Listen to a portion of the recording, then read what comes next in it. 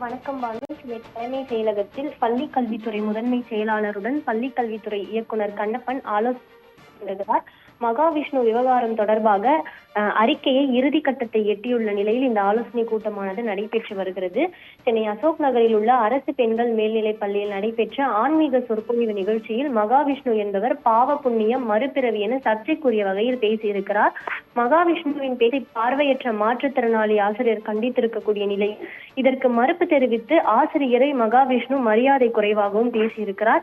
இந்த விவகாரம் சர்ச்சையான நிலையில் அரசு பள்ளியில் ஆன்மீக சொற்பொழிவு நிகழ்ச்சி நடத்தியது தொடர்பாக அப்பள்ளியில் பள்ளி கல்வித்துறை ஆனது விசாரணையை மேற்கொண்டு வருகிறது.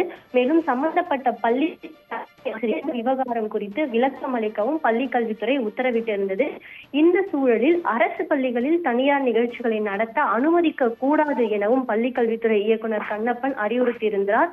மேலும் ஆஸ்திரேலியாவில் இருந்து திரும்பிய மகாவிஷ்ணு சென்னை விமான நிலையத்திலேயே கைது செய்யப்பட்டார். அவரிடம் நடத்திய விசாரணையில் தனது பேச்சு தவறாக புரிந்து கொள்ளப்பட்டுள்ளதாகவும் அவர் கூறியதாக காவல்துறை தரப்பில் தெரிவிக்கப்பட்டிருந்தது. ஏற்கனவே மகாவிஷ்ணு மீது சைதாப்பேட்டை காவல் நிலையத்தில் வழக்கு பதியப்பட்டு கைது செய்யப்பட்டுள்ள நிலையில் திருவொற்றியூர் காவல் நிலையத்திலும் வழக்கு பதிவு செய்யப்பட்டிருக்கிறது. சரவணன் என்பவர் அளித்த புகாரின் அடிப்படையில் 5 பிரிவுகளின் கீழ் போலீசார் மகாவிஷ்ணு மீது வழக்கு பதிவு செய்திருக்கின்றனர்.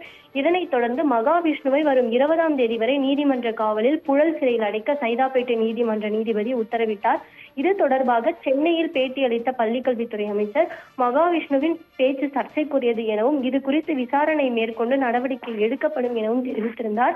இதனிடையே சென்னை அசோக் நகர் பெண்கள் மேல்நிலைப் பள்ளி மற்றும் சைதாப்பேட்டை பள்ளிகளின் நிலவரங்கள் குறித்து பள்ளி கல்வித்துறை இயக்குனர் கண்ணப்பன் விசாரணை நடத்தி வருகிறார்.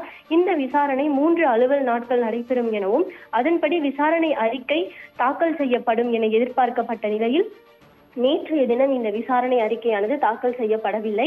மேலும் விசாரணையானது நிறைவு பெற்ற பின் இன்று அறிக்கை தாக்கல் செய்யப்படும் என எதிர்பார்க்கப்பட்டிருக்கக்கூடிய நிலையில் இன்று பள்ளி கல்வித்துறை செயலருடன் பள்ளி கல்வித்துறை இயக்குனருடன் ஆலோசனை கூட்டமானது நடைபெற்று இருக்கிறது.